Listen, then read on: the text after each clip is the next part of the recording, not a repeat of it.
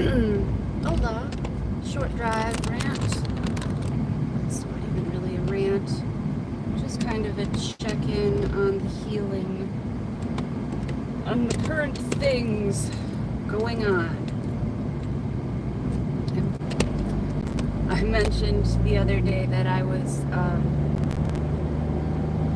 concerned about a lump in my breast, and I had decided to go ahead and do an alternative treatment for it, because I've been messing with those kinds of things for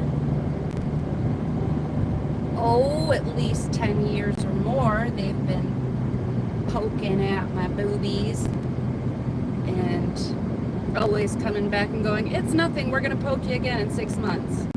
Let's hope we don't aggravate it until it does become a problem. Doesn't that sound insane when they do stuff like that to you? It did to me. That's why I walked away from that.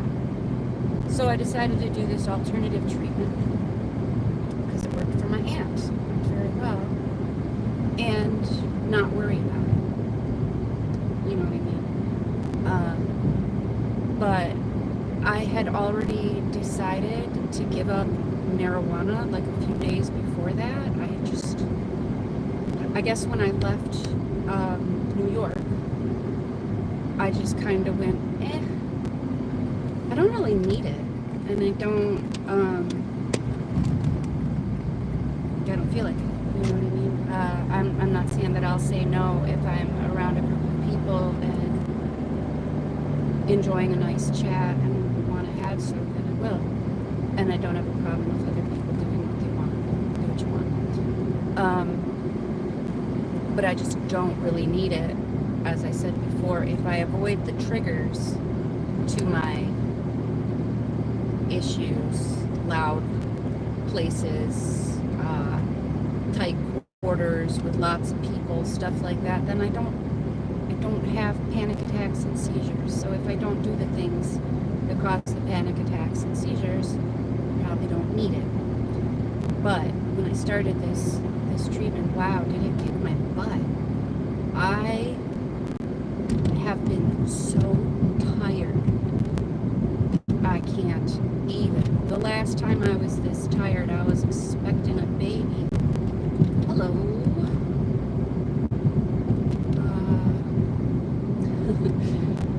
FN, Harry, and Shabir. Sorry, I can't read that very well. I am driving for just a moment, and I don't like to look at the screen too much when I drive. Just an update for my friends, acquaintances, peoples out there who are on their own journey of healing, their own. Thank you very much. That's very appreciated. Hi, Jeremy Bird. I do remember you from the other day. Nice to see you again. Yeah, I will keep my eyes on the road. We're going to drive over to the park, and I'm going to chit-chat for just a few minutes, and then I'm heading over to my sister's house to visit with her this afternoon. Just wanted to talk a little bit about trauma release for those of you who are going through it and trying to ascend and pull yourself out of the muck. Man, is it hard? Because I keep realizing that I'm still holding on to certain kinds of anger or something about some of the things that were done to me, that, like, they're beyond my control. And it's one thing to tell yourself that you don't need to feel bad for what other people did to you because it was their choice. It's another to actually be able to believe it and stop feeling bad about it. You know what I mean? It's so much easier said than done. It's crazy. And about the time I feel like I'm all done, somebody will remind me of something, and it'll bring up that old trauma and old fear and stuff that I know I don't need now. I don't need it. It's not doing me any good. But, you know, every day is a new chance. What the French? Who just told me to go to H.E. hockey sticks and why? That was mean. Not very nice. But there you are, you know what I mean? About the time you decide to... Hello, Madison. About the time you decide to stick your neck out and try again, there's someone like that waiting for you, but I'm not going to let you bother me. Really not. Hi, Ants. It's really good to see you. Send me a message later. I was wondering what's going on in the group. Like a bunch of people left and stuff, and I don't know what's up there. So I was just kind of curious. I'm still dealing with my own traumas, so I've been keeping it extra low and extra quiet. Because literally I got mind messed with, and it's hard to come out of when you know that something happened to you and it's another one of those things beyond your control.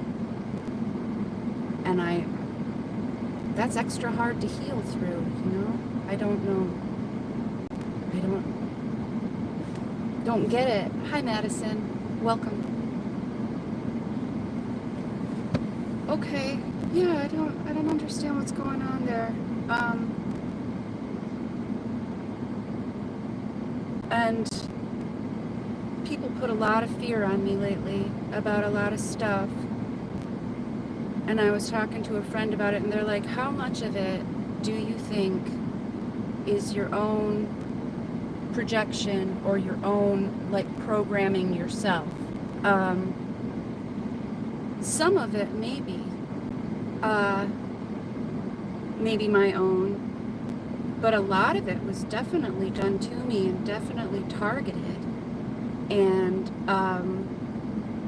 I didn't deserve it, and it felt like it was an opportunity for people to judge me, and I was like, why? Like, why do they care? You know what I mean? Why do people judge you instead of just doing their own thing and not worrying about it? I mean, I've been trying my whole life to find the good in situations and in people wherever I could, even when I know that, like, not everything, nobody's perfect. Nobody's perfect. Me least of all. And I don't know their struggles, so why would I judge them? I mean, unless they had done something like hurt a baby or something like that, it's not my business. So why would they want to judge me, is the question. And I've been trying really, really hard to let go of that. Really hard. Like I said, easier said than done.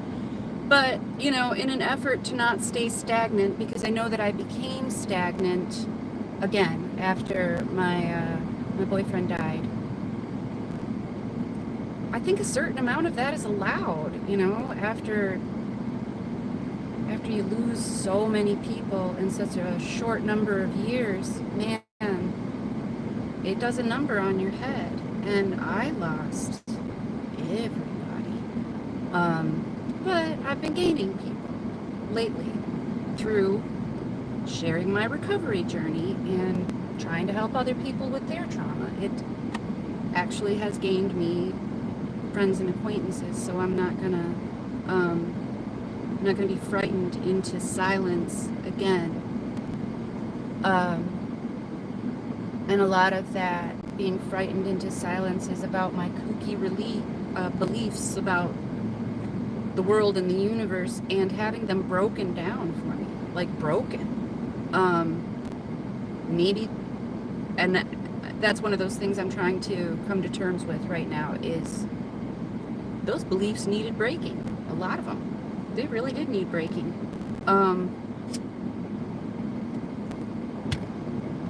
There's something to be said for going with the flow of life and learning to roll with the punches, and reject the programming. I'm rejecting the programming. An idea was planted deeply in my mind that really bothered me and did scare me. And I attest and affirm that it's not happening. I'm not a victim, and I am not going to be, I'm not going to be harmed. There you go. I spoke it into existence just there.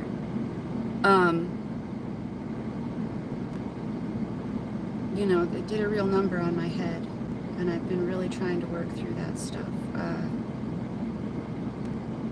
Very, very difficult thing to work through, to know that you've been programmed, and to try and break out of it and build a new program and take control of your life.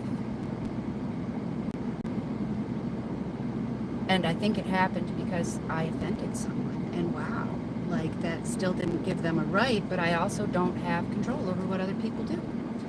So I don't know what to say or think about that. I went and I signed up for some yoga classes today to get back on the horse, because I recognize that I'm not very good at keeping myself on a schedule.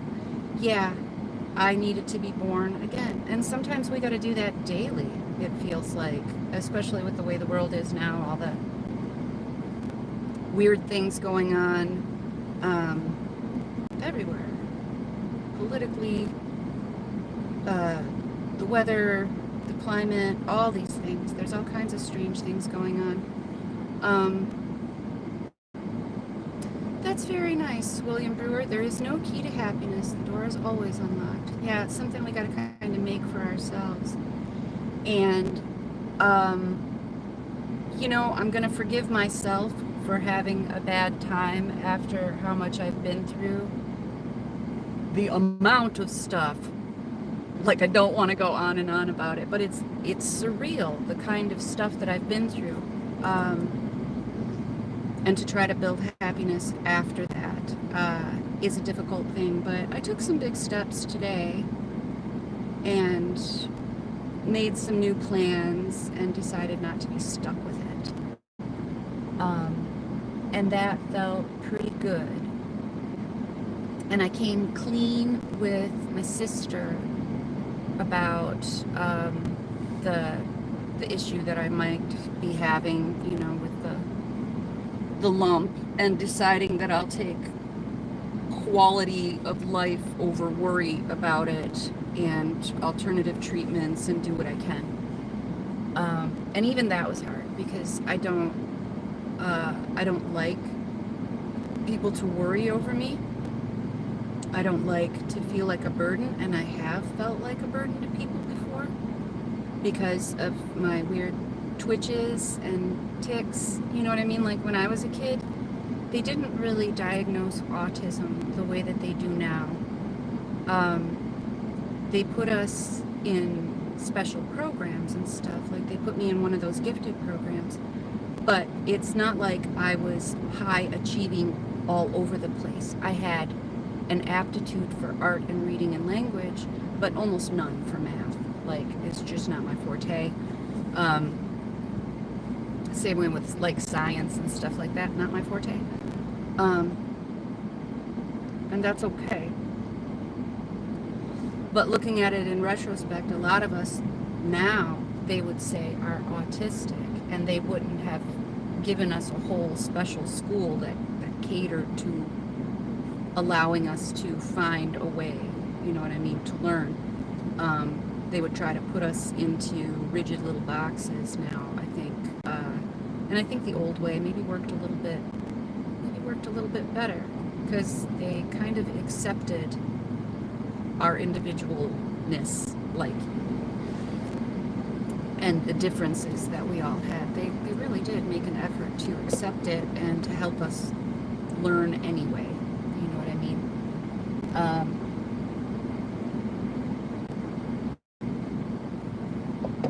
You know, now a kid with ADHD, they put him on something to calm them down and shove them in a box, when there are other ways to deal with some of that that are highly effective.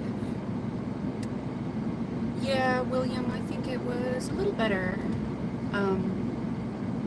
Some of the schooling years ago was a little bit better, a little bit more effective in that way. We used to have a lot more Montessori schools and options for people. But acceptance of our differences is on the rise. You know what I mean? At least among certain groups of people, we're learning how to accept that some people need a different environment in order to thrive. And unfortunately, or fortunately, I don't know which to think of it now, I'm one of those people. I just need a slightly quieter environment and not a lot of activity around me. Not a lot of noise and things like that, or I get jittery and anxious and have a tendency to pass out from it, or go into a full seizure, and that's no fun. So I talked with my sister about it today, and she actually had some good suggestions. I was really pleased. She joined one of the local, she joined a moose lodge, and she said it's actually really cool that they have clubs in there for ladies who like to crochet or do different crafts, and there's always people hanging out doing different things, and they do good community work. I'm in a small town outside of a big city. It's a town of about 8,000 people. It's pretty nice, pretty quiet, and I do tend to like it here for the most part. Sometimes it's a little busy, but most of the time it's pretty cool. I like my neighbors. I like the people who run the town pretty well. And when I say run the town, I mean like I'm familiar with the people who have worked in the local places for 10, 20 years now. I like them all a lot. Lala! It's so nice to see you in my chat. Oh my gosh, I'm so glad you're here. Welcome. Yeah, isn't that strange? Overstimulation really gets me. It'll knock me out. But I'll get frenzied first, you know what I mean? And get all jittery and upset, and sometimes over emotional because I don't know how to handle it. And when we were kids, they didn't know how to handle it for a lot of us. Green-eyed Crow, what's up? Good to see you as well. Let me give you a wrench, Lala. Oh, I'm not going to be able to do it during the live because I'm going to push a wrong button and mess something up. Yeah, like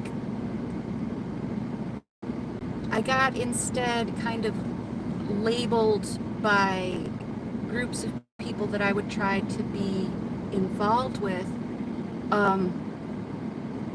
later on as super weird or twitchy or, you know, something or other, or just a plain old pain in the butt because I would pass out and stuff like that, and then someone would have to come rescue me from the middle of a dance floor because I think I could handle it. I want to handle it, you know what I mean?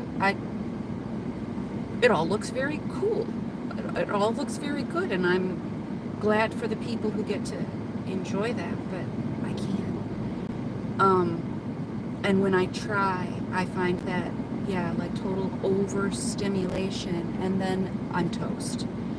And then someone else has to take care of me, and I don't want them to, because then, you know, I just don't want them to.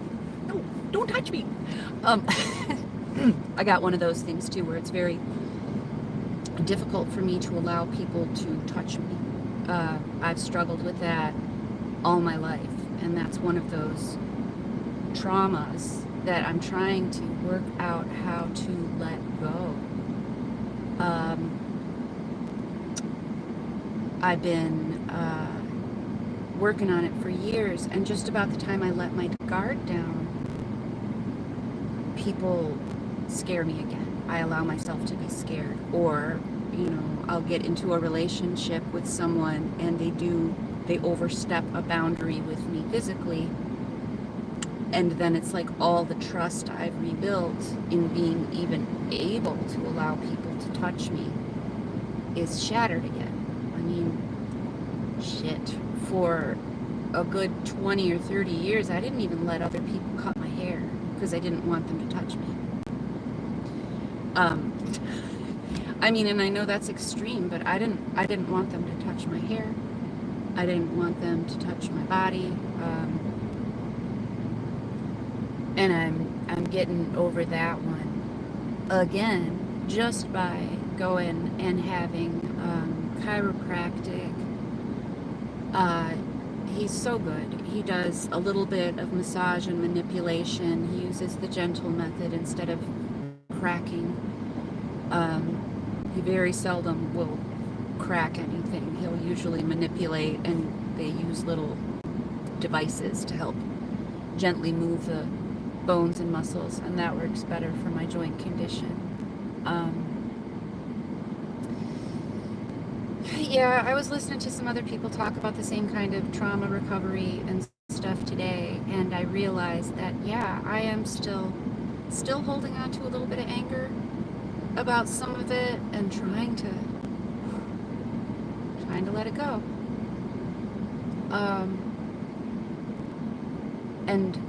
And try to rebuild that trust that not everybody is going to do that to me.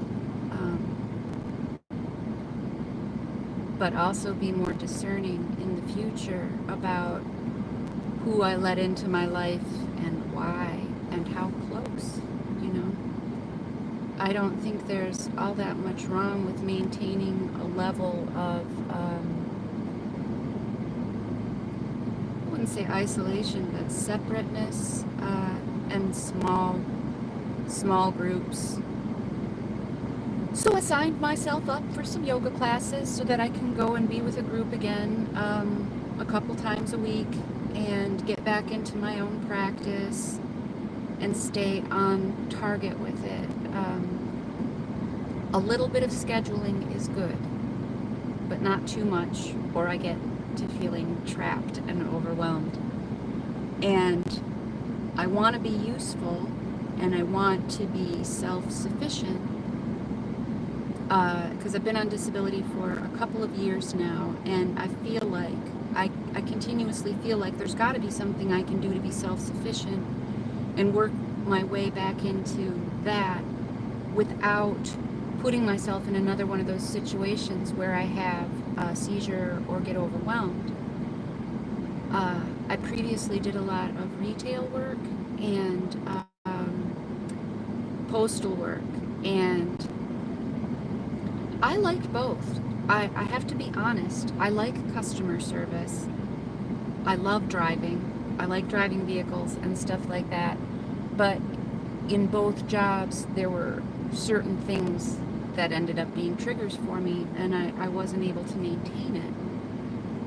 And just before this whole pandemic thing kicked in and kind of blew everybody's plans off course a little bit, I was really thinking that for me, I would probably work out very well in an environment like a coffee shop or a bookshop, or maybe finding a way to own my own small business and run it on hours that I can handle and control even the lighting inside so that I don't feel yucky, when I go in there, or end up with a migraine midway through the day because there's flickering fluorescence all around me and stuff. Those really make me sick.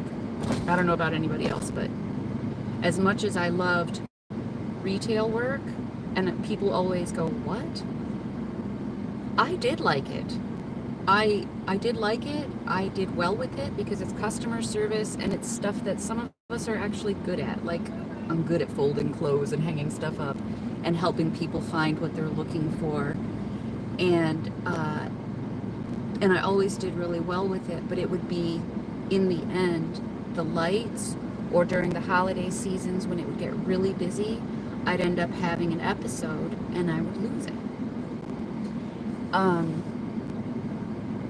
So I'm gonna go back to thinking about that again.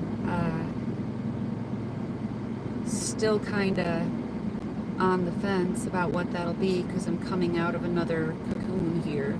You know what I mean? I did some stewing and some working, and I'm still doing some stewing and working. But hope is on the horizon, and that's about the best we can do, is not let it all beat you down. Not about how hard you get hit, but about how many times you can get back up, I guess. And I'm getting back up. Deanne, nice to see you. I'm hoping you're doing well. I just thought I'd do a little check-in today. I'm gonna head over to my sister's now and see her. She's having a couple people by for dinner, and I'm probably not gonna eat the food that they're serving, but it's a nice day out, and I want to, I just want to be around other people in a kind of calm environment. And my sister's a riot. She's absolutely hilarious. She always manages to cheer me up somehow. She will say the silliest stuff and come up with stuff that just blows me away. And she's always been really good to me. Plus, I like to hug her. She's the best hugger in the whole world. Thank you, Lala. I'm working on it, and I appreciate you all the people that I've met here. It was a beautiful day here too. We had 60s and 70s. It's feeling a bit hotter than 70s right now. But still good enough that we're gonna hang out in my sister's back patio and just enjoy a couple of hours of hanging out with nice folks and her good neighbors. And they have fresh eggs from their chickens. I will eat a deviled egg. Yum. So, if any of you are still pulling yourself out of anger and grief and stuff like that, or ideas that were planted in your head by the system and programming, this is the timeline in which we fix all of that and we take control of our own destinies. I'm taking control of my own destiny. And I hope that you all are too. Storming in Utah. I do like listening to the rain. It puts me to sleep. So thanks for all of you stopping by. I hope you have a wonderful day, evening, wherever you are, and much love. Don't give up, and I'll see you soon. Bye, my loves.